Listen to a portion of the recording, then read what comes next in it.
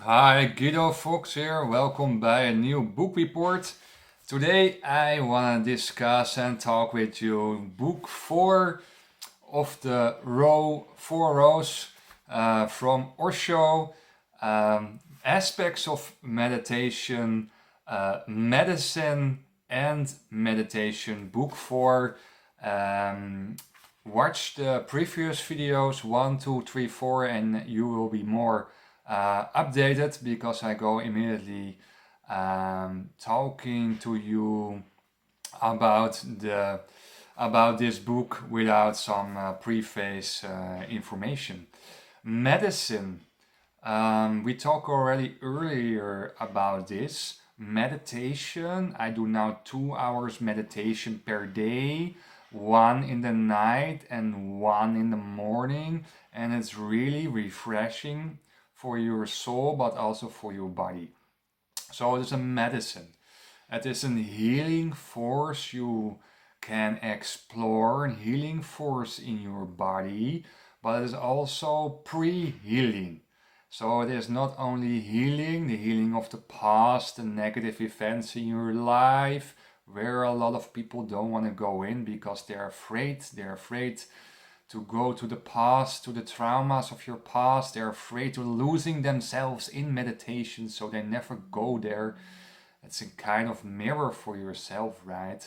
And it is pre-phase. It is pre-healing, I mean. So it is also, if you meditate, you become less sick. So meditation is also a kind of taking care for yourself before you maybe become a little bit sick, right? So it is also not only a healing factor, but also pre-healing. So better pre-healing than becoming sick, right? So meditation is the best medicine in the world. Meditation is much more better than taking all those medicine pills and big pharma material. The best is meditation and prepare for being sick so you can dampen the effect of being ill. So when I meditate 2 hours per day, I'm less sick during the year. I can better handle coldness. I can train more, so I have much more energy for the activities I want to explore and discover. So, medicine and meditation. Let's start on page number 2. Animals, jungle are not met in a circus. Yes. Okay, this is interesting.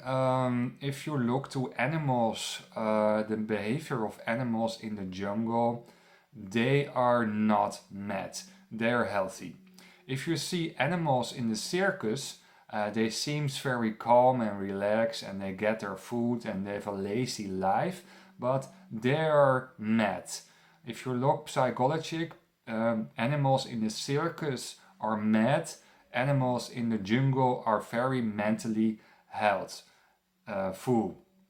So if we transfer this knowledge into the human world, people in the jungle, small groups, hunting in the forest, aliveness, middle of the trees, fresh air, sunshine on your face, not working 60 hours in an office without any sunlight. So people in the jungle are very healthy, are very mentally healthy.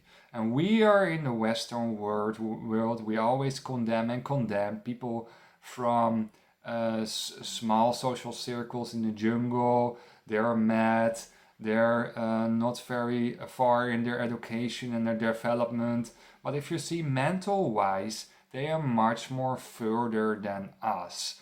We are mental in a big problem. If you see nowadays in America, 1 out of 8 of the adults has already a psychological support and become more and more and more. So the Western world is mental sick. That's very important to understand. So people in the jungle are not mad. People in civilization are mad. We are living an unnatural life. We don't follow our natural source, our natural core, and therefore we become all sick, mental sick.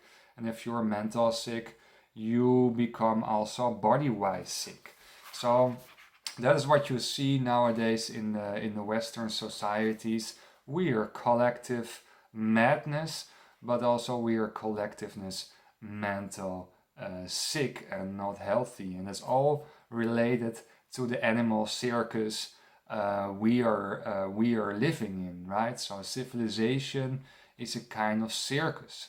It's a kind of prison, but the prison is so-called funny and amusementful. So we have attraction parks, we have movie theaters, we have disco clubs, we have all kind of distractions. So that is the circus behind here. So the circus world, but it is also prison. So it is a little bit double sworded, right? It is double pointed. It is in contradiction with each other. We are living actually in a civilization, in a circus, but prisoned. So it's a prison circus, and we are not enough aware of it, and therefore we are actually mental slaved. So be aware of the mechanism that in the free world, in the animal world, in the jungle world, you will become much more happier than in a civilization. I transfer my behavior from jungle, I put that in civilization, so you get a win-win situation. So act very natural, very flow, very sexual, very open-minded into that, the jungle life, the hunting life, and that I transfer to the civilization. So I pick the best of two worlds. I think that is the future. So I don't have to hunt anymore for food or for animals. Lucky me, I can go to the supermarket and can spend my time for better evolutionary perspectives. So that's how it works, right? So be more free, wild, more animal, more nature, and transpose it into civilization. Or, of course, you can also go back to your roots, to the jungle roots, and try that out. I mean, life is trial and error, right? So I'm not saying that you have to do something yes or not. So discover your own life yourself. I think that is the best to do. Man is born, page 10. Man is born in an incomplete state. So be aware of that. You are incomplete, very incomplete. So therefore you are mentally not healthy and you have a chattering mind and you never come to ease. So you are living in an incomplete state. And this also related with old Christian wisdoms. Thomas van Aquino, Augustinus, they also say humans are bad, are evil, and religion is make them healthy. That's an essence. Yeah, it's a good essence, I think, but I think people are more incomplete. I think that is more nicer to say, more polite to say than saying, or people are bad.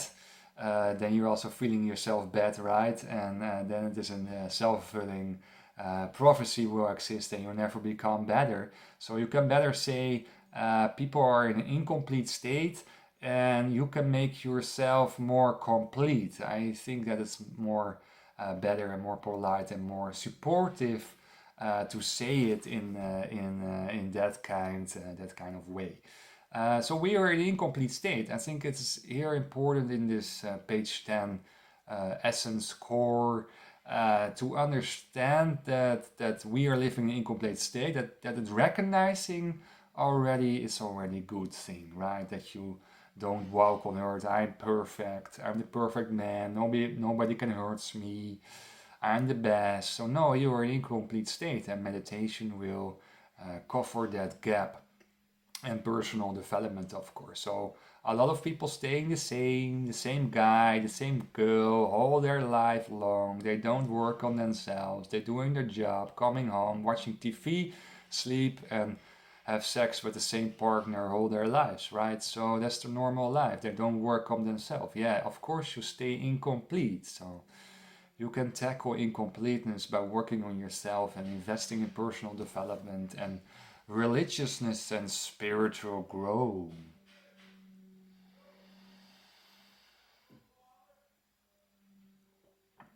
Page 15. Rama and Krishna were from royal families. Rama, royal families, Krishna. So you see that a lot of people from spiritual, with a spiritual interest, they coming from royal families. I talked with you already about this subject a lot. I sent you to previous videos about this. Because royals have everything, so their last search is search for self-transcendence, Maslow pyramid. So royals had also a lot of sexual abundance. Krishna had 2,000 wives. 2,000 wives, can you imagine that, right? You're walking in a paradise. You can do what you want. It's unbelievable. So all the sexual suppression, the sexual civilization suppression without a system. Out of the system of Krishna and becoming enlightenment, reaching higher spiritual levels and higher spiritual stages. So royals and spirituality is always linked with each other. Page 45. Awareness is double pointed. Awareness is double pointed. Consciousness is double pointed. What is that? Awareness, consciousness is double pointed. So that means that you have an inward journey and also an outward journey. I see so many people, I spoke with so many people in the spiritual world, they sitting in a guided meditation session and that's it. They don't do social day love. They don't share their love on the streets. They don't make compliments. They're only nice in their small social circles. So that's what you see nowadays, that people who are in the spirituality are one-pointed, oriented. So they're going inside and actually they don't go inside. They're doing some yoga and then 10 minutes guided meditation, but really 2 hours meditation, no way, nobody does that. Only my followers and only the people who I coach are doing that. So most people are not inward and outward journey.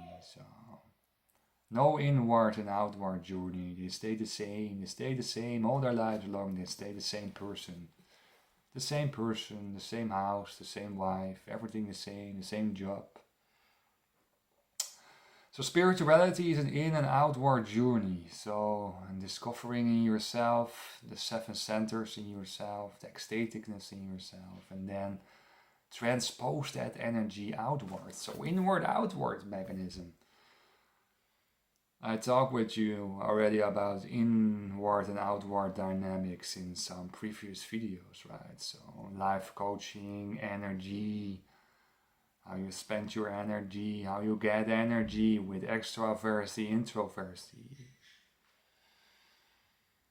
So if you're becoming more at ease and you're becoming more relaxed and you're connected with your 7 centers, you want to put your energy outside.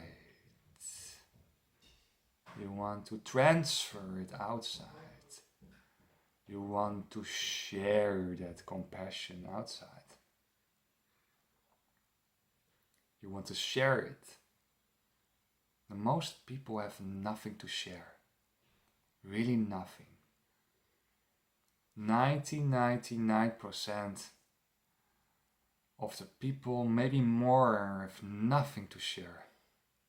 Nearly nothing. They only take.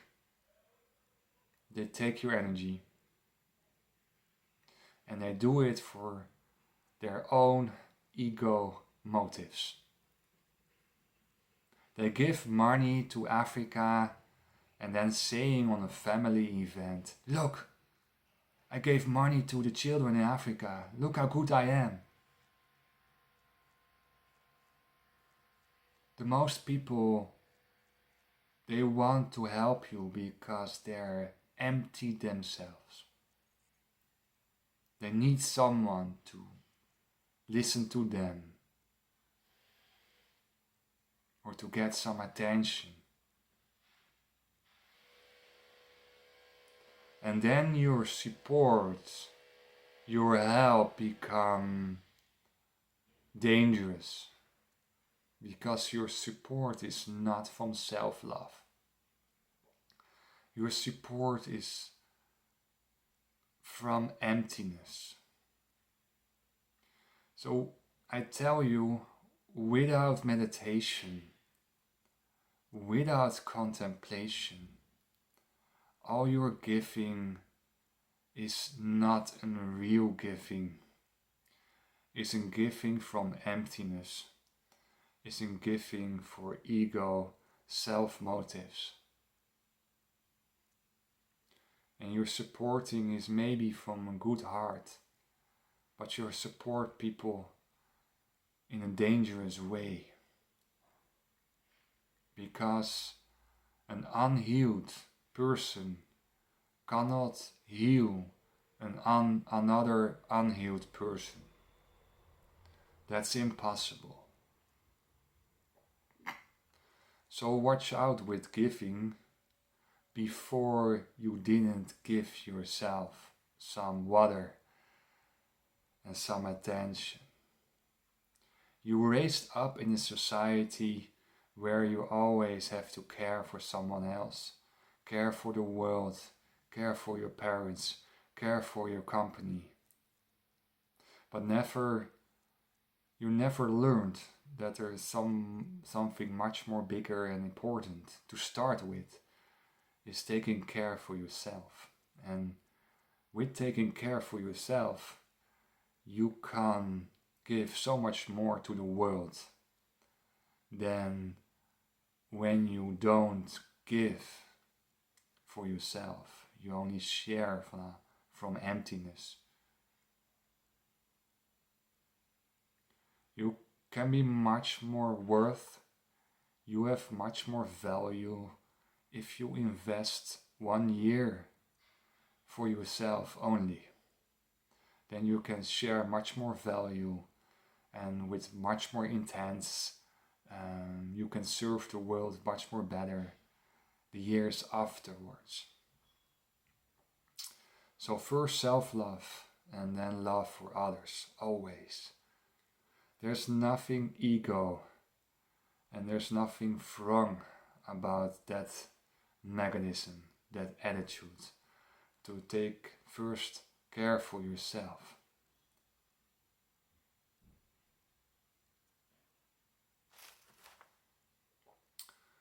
So awareness is double-pointed.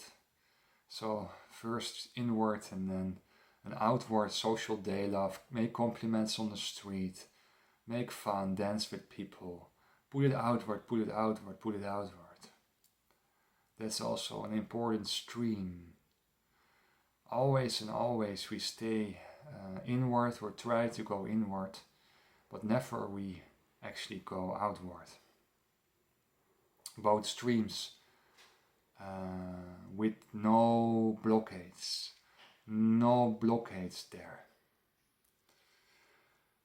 Page 68, Gurdjieff, number 7. Gurdjieff was also a very important spiritual teacher. Gurdjieff's number 7 is nothing more than the guy who reached his Sahasrara, the guy who reached his crown chakra, the guy who opened his crown chakra, who is warm, who is ecstatic inside, is man number 7. So there's the highest man on earth. The highest man on earth is the guy number 7. If you feel your crown chakra, if you're opening up everything, you are man number 7.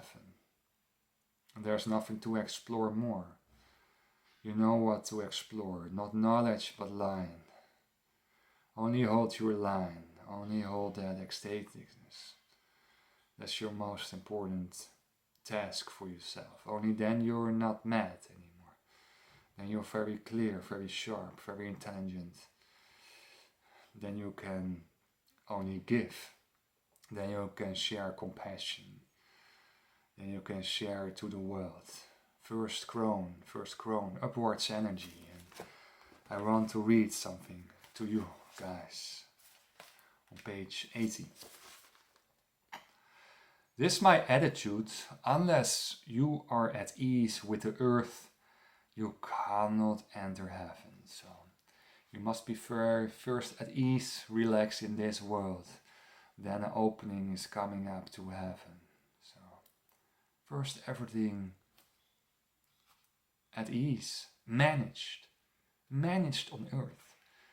So a lot of people have no income or struggle with work, struggle with relationships, struggle with their sexual intimacy, which they don't have, or they have but the sexual intimacy is bad, or they have not a good career, or they're struggling with their leadership career, leadership qualities, or they want to start a business but don't know how. So first the earthly material has to be right. First the earthly cases, and then the spiritual cases. So you cannot go into spirituality if you don't experience relationships, right? If you don't experience love, and you go direct to spirituality, that's too short, right? You have to discover. There are phases, right? There are Maslow phases. Maslow pyramid to the top. So you have to go that phases. Relationships. Setting up your business, your income. So otherwise you become a dreamer. There's no grounded here. No roots. You have no roots. You're empty still. You're earthly empty. Earthly empty. So here's earthly relaxed. Earthly at ease. And then heaven. Always first earth and then heaven. Then Salzar. Then the seven centers. A master is one who can persuade his earthly energies to move upward. So this first earthly energies and then moving upwards. That's interesting, right? So first use your earthly energies. Have everything in order. Have have structure in your life. Everything at ease, everything relaxed, and then you go again higher and higher. And higher in your energies and higher in your spiritual energies to the top of your head. And you become ecstatic. And your life becomes so beautiful and nice, and you want to share outwardly. You want to share outwardly. You want to share.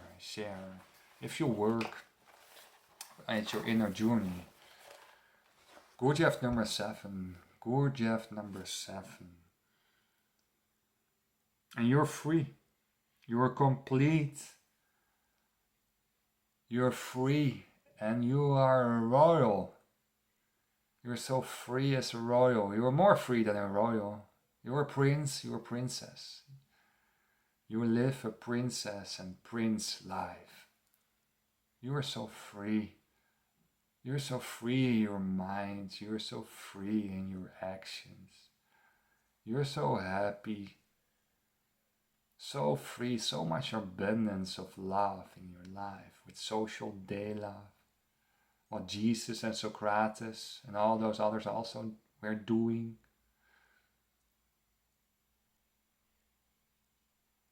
You're so free.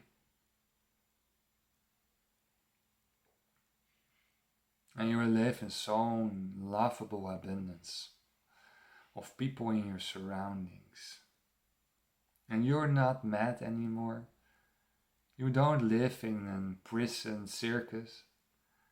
You're living in a holy jungle. You're living in a holy jungle. If you follow my path, if you follow what I do, You live in a holy jungle. And that's where I want to end this video. With the holy jungle. Live in a holy jungle. Wish you a wonderful day. Bye bye.